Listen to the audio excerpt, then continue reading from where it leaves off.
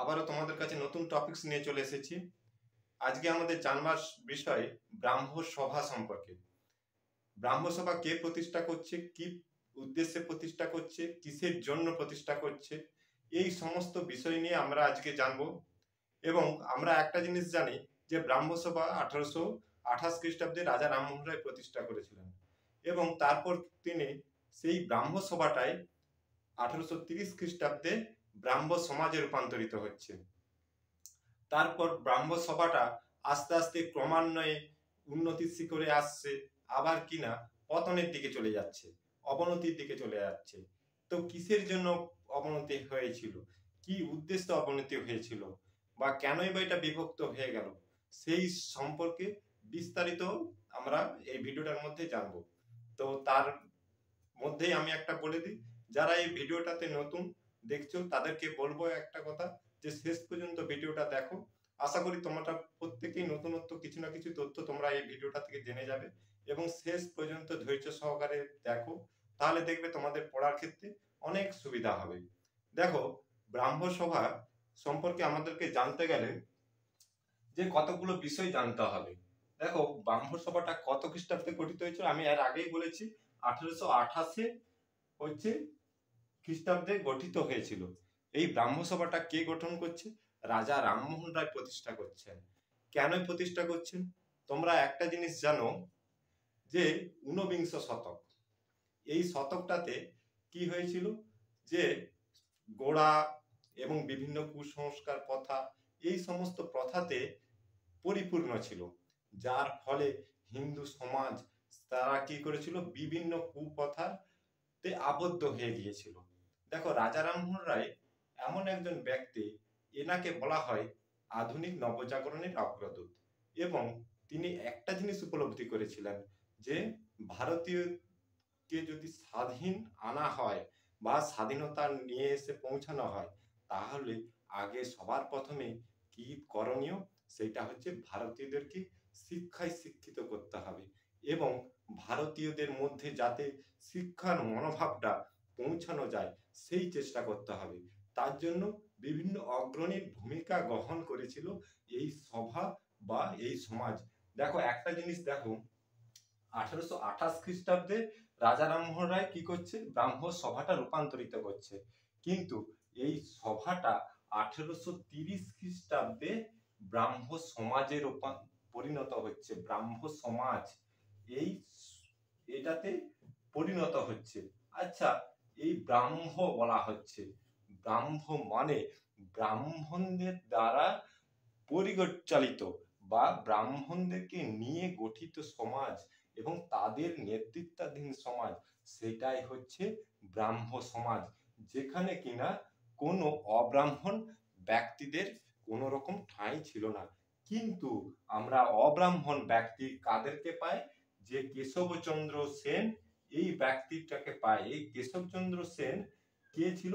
এই কেশবচন্দ্র সেন ছিল বৈষ্ণব। এছাড়াও আমরা সুরেশচন্দ্রের নামটা বা সুরেন্দ্রনাথের নামটা আমরা পেয়ে থাকি। এই সুরেন্দ্রনাথ অব্রাহ্মণ ব্যক্তি হওয়া সত্ত্বেও তিনি কিনা এই ব্রাহ্ম সভা বা ব্রাহ্ম সমাজে অগ্রণী ভূমিকা গ্রহণ করেছিলেন। তো এই হচ্ছে মূল বিষয়।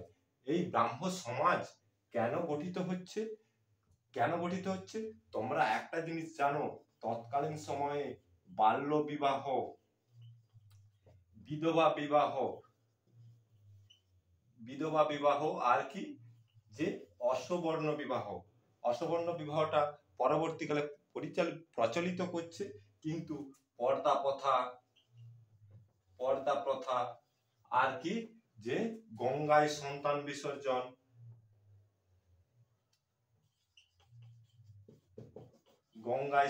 বিসর্জন, এই ধরনের বিভিন্ন রীতিগুলো কি হচ্ছে, প্রচলিত ছিল, যার ফলে সমাজে একটা কি হচ্ছে, অন্ধ কুসংস্কারে পরিপূর্ণ ছিল এবং মানুষের মধ্যে শিক্ষার মনোভাব কিন্তু তখন ছিল না বললেই চলে।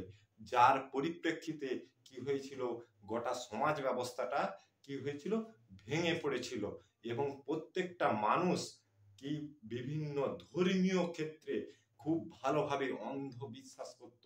তারা দেবতাদেরকে ভালোভাবে খুব অন্ধের মতো বিশ্বাস করত এবং ইংরেজি শিক্ষা সেইটাকে তারা পরিত্যাগ করেছিল, যার ফলে ইংরেজবাসীরা সেই সুযোগটাকে কাজে লাগিয়েছিল। আর কারা? খ্রিস্টান মিশনারিরা, তারাও কাজে লাগিয়েছিল। তারা খ্রিস্টান মিশনারিরা এরা ভারতে এসেছিল, ভারতে এসে জোর করে ভারতীয়দেরকে খ্রিস্ট ধর্মে পরিবর্তন করছিল। আর কি, তারা দুটো পয়সা হাতে গুঁজে দিত কিংবা চিকিৎসার জন্য কোনো ঔষধপত্র তাদেরকে দিত, দিয়ে তাদেরকে খ্রিস্ট ধর্ম সেইটাকে জয়গান করত, যেটা আমাদের হিন্দু ধর্মের যেটা মাথা ব্যথার কারণ ছিল। তার জন্য অগ্রণী ভূমিকা কে কে গ্রহণ করেছিল? অগ্রণী ভূমিকা গ্রহণ করেছিল দেবেন্দ্রনাথ ঠাকুর, আর কে? কেশবচন্দ্র সেন,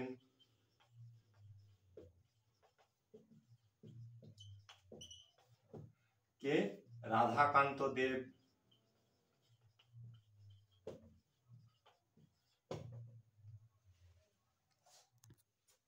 শিবনাথ শাস্ত্রী, আনন্দমোহন বসু। এই ধরনের আমরা অনেক নাম পাই, কিন্তু এই নামগুলো যেমন দেবেন্দ্রনাথ ঠাকুর, কেশবচন্দ্র সেন, শিবনাথ শাস্ত্রী, এই আনন্দমোহন বসু, এই ধরনের নামগুলো না জানলেই নয়। কারণ এই ব্যক্তিগণ তোমার ব্রাহ্ম সভা বা ব্রাহ্ম সমাজ পরিচালনার ক্ষেত্রে খুব গুরুত্বভাবে অগ্রণী ভূমিকা গ্রহণ করেছিল। আর কি, ব্রাহ্ম সভাটা জানতে গেলে কি হচ্ছে, আমি আগে বলেছি যে ব্রাহ্ম সভা 1828, তারপরে কি হচ্ছে ব্রাহ্ম সমাজ 1830। এই ব্রাহ্ম সমাজটা বিভক্ত হচ্ছে, কিভাবে বিভক্ত হচ্ছে দেখো। এইটা হচ্ছে সাধারণ ব্রাহ্ম সমাজ। সবার প্রথমে সাধারণ শ্রেণী ভারতবর্ষীয় ব্রাহ্ম সমাজে বিভক্ত হচ্ছে।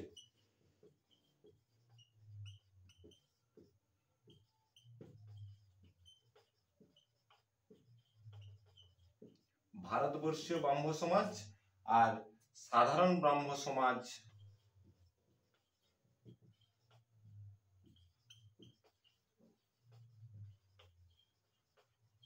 আর নববিধান ব্রাহ্ম সমাজ, এই তিনটিতে রূপান্তরিত হচ্ছে বা বিভক্ত হয়ে পড়ছে। দেখো, এই ভারতবর্ষীয় ব্রাহ্ম সমাজ কত খ্রিস্টাব্দ? 1866। এই খ্রিস্টাব্দে হচ্ছে বিভক্ত হচ্ছে।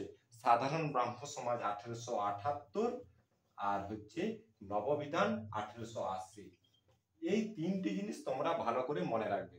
এবারে যে ভারতবর্ষীয় ব্রাহ্ম সমাজ কেন বিভক্ত হচ্ছে, এইটি বিভক্ত হওয়ার জন্য একটি কারণ, সেইটি হচ্ছে যে কেশবচন্দ্র সেন তার এই যে আমি আগেই বলেছি ব্রাহ্ম সমাজ কেন পরিচালিত হয়েছিল, গঠিত হয়েছিল। তাহলে কি প্রথমেই আমি বলেছি যে বাল্য বিবাহের পরিপ্রেক্ষিতে এটা কি আন্দোলন হয়েছিল, কিন্তু কি হলো যে কেশবচন্দ্র সেন তার মেয়ে 12 বছরের একজন মেয়ে, তিনি কি করলেন, তার মেয়ের সাথে কুচবিহারের এক হচ্ছে রাজপুত্রের সঙ্গে বিবাহ হয়ে যায়। এই বিবাহের পরিপ্রেক্ষিতে ব্রাহ্ম সমাজের যে ব্যক্তিগণ ছিল তারা হচ্ছে তাদের নজরে পড়ে যান। তারপরে ফলে কি হয়েছিল, কেশবচন্দ্র সেনকে সেখান থেকে পরিত্যাগ করে দেয়। তার ফলে কিসে বিভক্ত হয়ে গেল? ভারতবর্ষীয় ব্রাহ্ম সমাজ। এই ভারতবর্ষীয় ব্রাহ্ম সমাজ এটা 1866, এবং এটাই প্রথম হচ্ছে বিভক্ত হচ্ছে। এই 1866 ভারতবর্ষীয় ব্রাহ্ম সমাজে আরেকটা নাম পাচ্ছ, এই আদি ব্রাহ্ম সমাজ একটা তোমরা নাম পাবে। এই আদি ব্রাহ্ম সমাজটা কি? দেখো, দেবেন্দ্রনাথ ঠাকুর তার অনুগামীদেরকে বলা হচ্ছে আদি ব্রাহ্ম সমাজ। আর ভারতবর্ষীয় ব্রাহ্ম সমাজ কেশবচন্দ্র সেন এবং তার অনুগামী, এদেরকে নিয়ে গঠিত হচ্ছে ভারতবর্ষীয় ব্রাহ্ম সমাজ। পরবর্তীকালে 1878 খ্রিস্টাব্দে সাধারণ ব্রাহ্ম সমাজে বিভক্ত হয়ে যাচ্ছে। তারপর নববিধান ব্রাহ্ম সমাজ, নববিধান ব্রাহ্ম সমাজে কে করছে? কেশবচন্দ্র সেন। কেশবচন্দ্র সেন ছিল বৈষ্ণব, কিন্তু তিনি ওই আমি আগে বলেছি খ্রিস্টান মিশনারিরা এসেছিল, সেই খ্রিস্ট ধর্মের একজন ব্যক্তির শরণাপন্নতে এসে 1880 খ্রিস্টাব্দে কি করছে? নববিধান ব্রাহ্ম সমাজে পরিণত করছে। তোমরা শুধু এটুকু জিনিস মনে রাখো, তাহলে কিন্তু তোমাদের সুবিধা হবে। নাহলে এর মধ্যে আরো অনেক কিছু জিনিস আছে, কিন্তু অত কিছু তোমাদের জানার প্রয়োজন নেই। তাহলে এই মূল জিনিসটা। এরপরে আমরা যেটা ব্রাহ্ম সমাজ সম্পর্কে যাদের সম্পর্কে জানবো সেটা কি? কেশবচন্দ্র সেন আর দেবেন্দ্রনাথ ঠাকুর। এই যে ব্যক্তিগুলো সম্পর্কে ভালোভাবে আমরা পুঙ্খানুপুঙ্খভাবে জানবো, তাহলে কিনা হচ্ছে ভালো লাগবে তোমাদের। তাহলে দেবেন্দ্রনাথ ঠাকুর 1817 থেকে 1905 খ্রিস্টাব্দ পর্যন্ত এই জন্মসালটাকে পরিগণিত করা হয়। একে তাহলে দেবেন্দ্রনাথ ঠাকুর, তার পিতা কে ছিলেন? দ্বারকানাথ ঠাকুর। দেখো এই ঠাকুর উপাধিটা এরা কিন্তু আগে কুশারী উপাধিতে ছিল, আর কি রাধাকান্ত দেব তাকে মহর্ষি উপাধি দেন। তত্ত্বরঞ্জনী সভা গঠন করেছিলেন তিনি। এটি পরবর্তীকালে তত্ত্ববোধিনী সভাতে পরিণত হয়। 1843 খ্রিস্টাব্দে তত্ত্ববোধিনী পত্রিকা প্রবর্তিত করেন। 1843 খ্রিস্টাব্দে ব্রাহ্ম সমাজে দীক্ষিত হন। তাহলে কি যে 1843 খ্রিস্টাব্দে তিনি কি করেছিলেন? ব্রাহ্ম সমাজে তিনি যুক্ত হয়েছিলেন।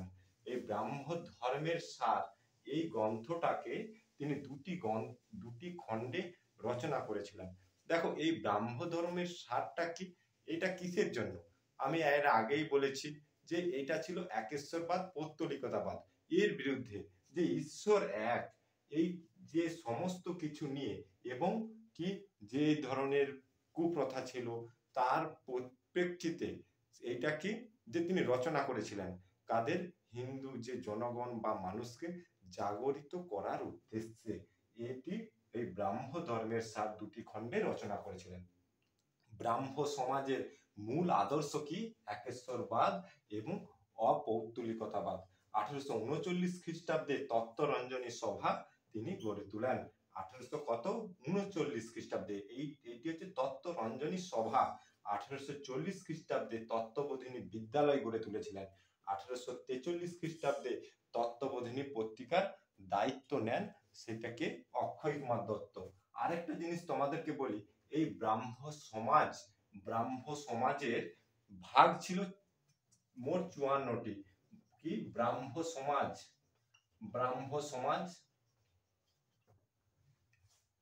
এর মোট শাখা ছিল 54টি শাখা ছিল। 54টি শাখাতে বিভক্ত ছিল। তার মধ্যে 50টি শাখা কোথায় ছিল? বাংলাতে। আর দুটো ছিল উত্তর পশ্চিম সীমান্ত, আর দুটো ছিল একটা পাঞ্জাব আর একটা মাদ্রাজ। তাহলে মোট দেখো তোমরা 54টা শাখা হয়ে যাচ্ছে এই ব্রাহ্ম সমাজের মোট শাখা। এবারে আমরা যেই ব্যক্তি সম্পর্কে না জানলেই নয়, সেটা হচ্ছে কেশবচন্দ্র সেন। কেশবচন্দ্র সেন 1856 খ্রিস্টাব্দে ব্রাহ্ম সমাজে অংশগ্রহণ করছে, এবং ব্রাহ্ম সমাজে অংশগ্রহণ করে ব্রাহ্ম সমাজটাকে একটা বিশেষভাবে অগ্রণী ভূমিকা গ্রহণ করেছিলেন, এগিয়ে নিয়ে গিয়েছিলেন। এবং তিনি যে তার কথাটা না জানলেই আমাদের নয়, যে ব্রাহ্ম সমাজটাকে কিভাবে তিনি উন্নতর বা উন্নতভাবে তৈরি করে নিয়ে গিয়েছিলেন, এগিয়ে নিয়ে গিয়েছিলেন, এবং তার দ্বারাই গোটা ভারতে কি হয়েছিল? যে এক নবজাগরণ, সেইটা কি হয়েছিল? পরিগণিত হচ্ছে। তাহলে কেশবচন্দ্র সেন 1838 থেকে 1884 খ্রিস্টাব্দ তিনি এই সময়ের মধ্যে বিদ্যমান ছিলেন। 1857 খ্রিস্টাব্দে ব্রাহ্ম সমাজে অংশগ্রহণ করেন। তাহলে 1857 খ্রিস্টাব্দে তিনি অংশগ্রহণ করেন। 1862 খ্রিস্টাব্দে আচার্য পদে অভিষিক্ত হন। এই 1862 খ্রিস্টাব্দে তিনি প্রথম আচার্য পদটা গ্রহণ করেছিলেন। আর ইনিই ছিলেন, কেশবচন্দ্র সেনই ছিলেন একজন অব্রাহ্মণ ব্যক্তি, যিনি কিনা ব্রাহ্ম সভার আচার্য পদটা গ্রহণ করেছিলেন। 1855 খ্রিস্টাব্দে বয়স্কদের শিক্ষার জন্য কলুটলাতে নৈশ বিদ্যালয় তৈরি করেন। এছাড়াও কি 1872 সালে 3 আইন পাস করেন। দেখো 3 আইন সম্পর্কে তোমাদেরকে বলি, বাল্য বিবাহ, বিধবা বিবাহ এবং হচ্ছে অসবর্ণ বিবাহ। বাল্য বিবাহ রদ, বিধবা বিবাহ এবং অসবর্ণ বিবাহ প্রচলন। এই অসবর্ণ বিবাহটা কি? এই অসবর্ণ বিবাহটা হচ্ছে, ধরো একটা হচ্ছে উচ্চ বর্ণের মানুষ, সেটা ব্রাহ্মণ হতে পারে, বৈষ্ণব হতে পারে, তার সঙ্গে নিচু একটা হচ্ছে যে কোনো ধর্মের হচ্ছে পুরুষ হতে পারে, তার সঙ্গে যে বিবাহ বন্ধন সম্পর্ক স্থাপন, সেটাই হচ্ছে অসবর্ণ বিবাহ। এই অসবর্ণ বিবাহটা এটা হচ্ছে 3 আইন। এইটাই পাস করেছিলেন কত খ্রিস্টাব্দে? 1872 খ্রিস্টাব্দে। 1865 সালে ব্রাহ্ম মহিলাদের জন্য ব্রাহ্মিকা সমাজ নামে প্রতিষ্ঠান গড়ে তোলেন। 1871 খ্রিস্টাব্দে তিনি নেটিভ লেডিস নর্মাল স্কুল স্থাপন করেন। এছাড়াও 1880 সালে, তোমাদেরকে আগেই বলেছি, তিনি একজন খ্রিস্টান ব্যক্তির শরণাপন্ন হয়েছিলেন বা সংস্পর্শে এসেছিলেন এবং তার দ্বারা তিনি প্রভাবিত হয়ে কি করেছিল, যে খ্রিস্ট ধর্মের প্রচার করেছিলেন, যেটা কিনা সব থেকে ব্রাহ্ম সমাজের ক্ষেত্রে আমরা খারাপ দিক হিসাবে পরিগণিত করতে পারি। সেই ব্যক্তিটাকে লুক রিভিংটনের প্রভাবে খ্রিস্ট ধর্মের চিন্তাধারা দ্বারা প্রভাবিত হয়ে নববিধান, যেটা হচ্ছে তিনি হচ্ছে প্রচার করেন। এছাড়াও কি 1866 খ্রিস্টাব্দে সংঘত সভা প্রতিষ্ঠা করেন। 1862 খ্রিস্টাব্দে দেবেন্দ্রনাথ ব্রহ্মানন্দ উপাধি দিয়েছিলেন। সেটা প্রথম পর্যায়ে কেশবচন্দ্র সেন যেভাবে হচ্ছে ব্রাহ্ম সমাজটাকে এগিয়ে নিয়ে গিয়েছিলেন বা এগিয়ে যাওয়ার কাজের জন্য যে ধরনের বুদ্ধিমত্তার প্রয়োগ করেছিলেন, তার কাজে মুগ্ধ হয়ে দেবেন্দ্রনাথ তাকে কি ব্রহ্মানন্দ উপাধি দিচ্ছে। 1870 খ্রিস্টাব্দে বিলেতে যান, রানী ভিক্টোরিয়ার সাথে সাক্ষাৎ করেন। সত্য বিশ্বাস পত্রিকা এবং ইন্ডিয়া মেরর পত্রিকা এটা প্রকাশ করেন। এই পত্রিকাগুলোর মাধ্যমে তিনি কি করেছিলেন, প্রথম পর্যায়ে যে সমস্ত ব্যক্তিরা যে হিন্দু ধর্মের বিরুদ্ধে কথা বলতেন, তাদের বিরুদ্ধে এই সমস্ত পত্রিকাতে তিনি তাদের প্রতিক্রিয়া দিতেন। এছাড়াও নেটিভ লেডিস ইনস্টিটিউশন এর বর্তমান নাম হচ্ছে ভিক্টোরিয়া কলেজ, এটা প্রতিষ্ঠা করেন। আর এটাই হচ্ছে নেটিভ লেডিস ফর্মাল স্কুল, এটা পরবর্তীকালে নেটিভ লেডিস ইনস্টিটিউশন আর বর্তমান হচ্ছে ভিক্টোরিয়া কলেজ। আর এছাড়াও অ্যালবার্ট কলেজ 1872 খ্রিস্টাব্দে তিনি প্রতিষ্ঠা করেন। এছাড়াও ব্রাহ্ম সমাজের কিছু ব্যক্তি ছিল, যেমন রামকুমার বিদ্যারত্ন। আর এবং রামকুমার বিদ্যারত্ন কি করেছিলেন, তিনি কুলি কাহিনী রচনা করেছিলেন এবং কুলি কাহিনী রচনার মাধ্যমে, কুলি কাহিনীতে কি ছিল, নীল চাষীদের বিরুদ্ধে অত্যাচার, সেই কাহিনী, সেই সম্পর্কে হচ্ছে ইংরেজরা কিভাবে অত্যাচার করছে সেই সম্পর্কে আমরা জানতে পারছি। এবং এই গ্রন্থের মাধ্যমে সকল মানুষ এবং দেশের মানুষ এবং বিদেশের মানুষেরও ইংরেজ সরকার বা ইংরেজ কোম্পানির যে মনোভাব, সেই সম্পর্কে প্রত্যেকেই জানতে পারছে। এছাড়াও আরেকজন ব্যক্তি ছিলেন কৃষ্ণকুমার মিত্র। এই কৃষ্ণকুমার মিত্র কি ছিলেন, যে এই ব্রাহ্ম সমাজেরই একজন ব্যক্তিত্ব ছিলেন। এই কৃষ্ণকুমার মিত্র তিনি সঞ্জীবনী পত্রিকা প্রকাশ করেছিলেন এবং সঞ্জীবনী পত্রিকার মাধ্যমেও ভালোভাবে বিদেশিদের যে ব্যক্তি, তাদেরকে কি করেছিলেন, যে বিভিন্ন প্রতিক্রিয়া পোষণ করেছিলেন। এই ভাবে হচ্ছে ব্রাহ্ম সমাজটা অগ্রণী ভূমিকা গ্রহণ করছে। আশা করি তোমরা প্রত্যেকেই এই ভিডিওর মাধ্যমে উপকৃত হবে এবং নতুন কিছু জিনিস জানতে পারলে। ভিডিওটা যদি ভালো লেগে থাকে তোমাদের, অবশ্যই লাইক এবং সাবস্ক্রাইব অবশ্যই করবে এবং তার সাথে তোমাদের বন্ধুদেরকে শেয়ার করতে থাকো এবং এরকম নতুনত্ব ভিডিও, নতুন টপিকস নিয়ে হচ্ছে তোমরা পরবর্তীকালে আবার ভিডিও পাবে।